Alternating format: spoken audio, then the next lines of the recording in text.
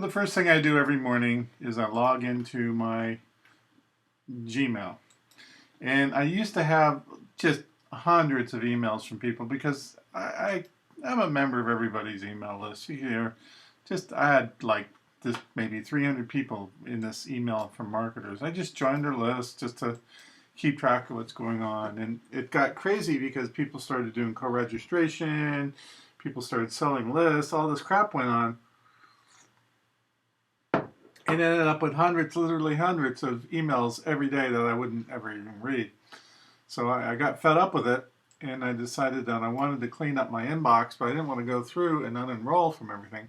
So I discovered this website called unroll.me. Let me scroll this down. Oops. Unroll.me.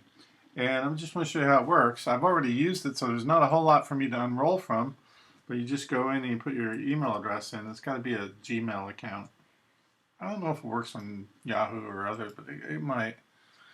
And then you agree to their terms. And what's going to do is it's going to go through your account and it's going to look for any emails that you received that are available to unsubscribe. Now, people who just spam you, they typically don't put unsubscribe links in there. If I go back over to the spam folder and look, a lot of these people will put unsubscribe links and things in there. A lot of them just, they're just spam. You can see if there's unsubscribe links in them, they'll do things like put space in there. And, so this is obviously spam because there's no unsubscribe link.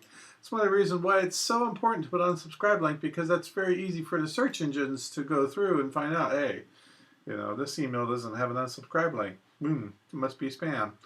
Plus sentences and things like that. But what it will do is it'll go through and show me all the people that I'm opted in. I have opt-ins for, like Dr. Wade, Mokan, Igor. I can unsubscribe by just clicking right there on unsubscribe.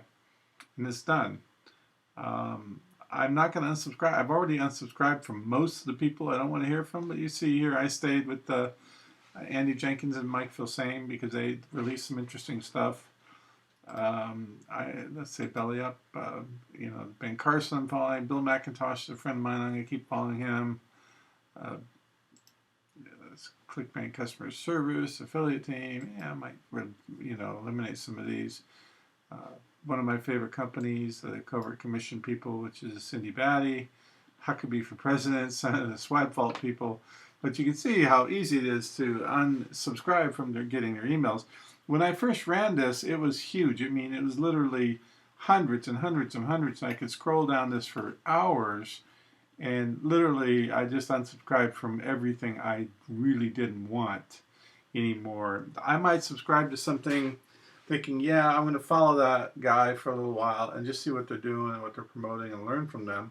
And then I set it up to automatically filter their emails to with your filters here in Gmail into the email marketing section, and then I might come in here and look at some of what people are doing. But it got to become overwhelming when you have 300, 400, 500 emails a day from marketers. So I decided to clean it up. Unroll.me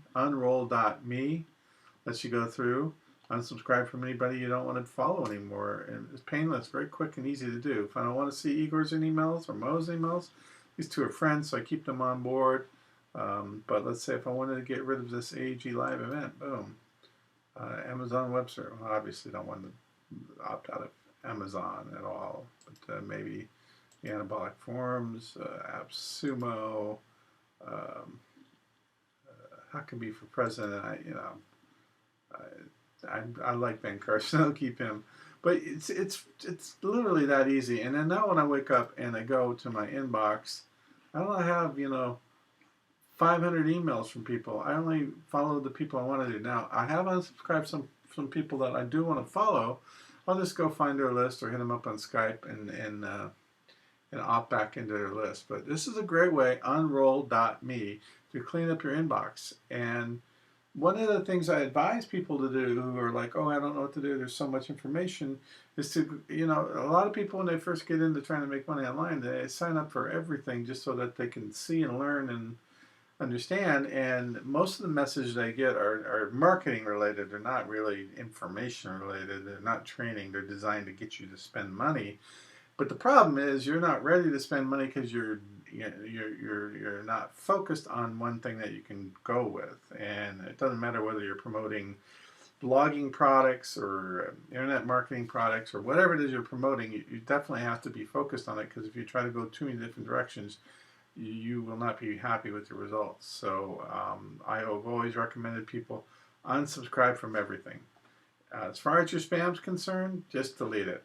It will go down by using this tool. It will go down, but especially with Gmail, what they do is they look at the content of your emails. They don't just look at, have this guy spammed me before, but they'll look through the content, and you'll notice if you go through it enough, you'll see that some of the things that get filtered. I'm actually a Newsmax follower, but if we look at the image, these people that put these full-colored images in there, in the fancy newsletters like this sort of thing, they don't realize that Gmail really likes to filter those sort of things, because they're very hard. Okay, here's another really good example. The Money Finder thing. These fancy images in emails from these CPA networks, they almost all get sorted into spam. So if you're going to start promoting any of these things, you want to really, really, you can see this is phishing here. You want to really, really not include the color images and things like that, because it will put up a lot of signals to Gmail, for example.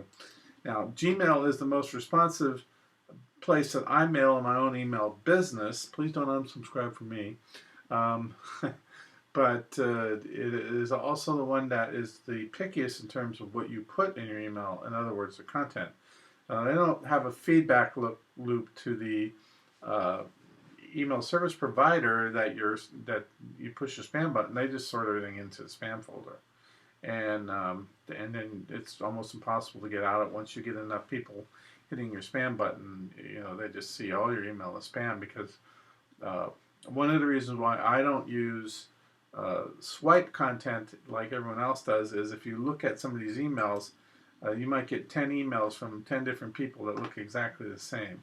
Here, this guy couldn't even, set up his thing right, so it's ridiculous. And you see, the other tactic is put a bunch of space so you can't find the unsubscribe button on it. Yet this ended up in spam, and I never signed up for this person's list. You can see it's under construction. I don't even care. It's going into my spam folder. The only time I come in here is to do a demonstration video, or just to look and see what's hitting the spam, because I don't want to construct emails myself. It was funny, about a year ago, I would look in spam to find good emails to create, because I was inboxing, and I thought, wow, these are some of the most creative emails I've seen. But all it did was, because it was the same as every other email that was being delivered, it was ending up in the spam box just like those were. So, the best advice I have for you is not to use swipe, but to write your own email content. I hate doing it myself, but it really does make a difference.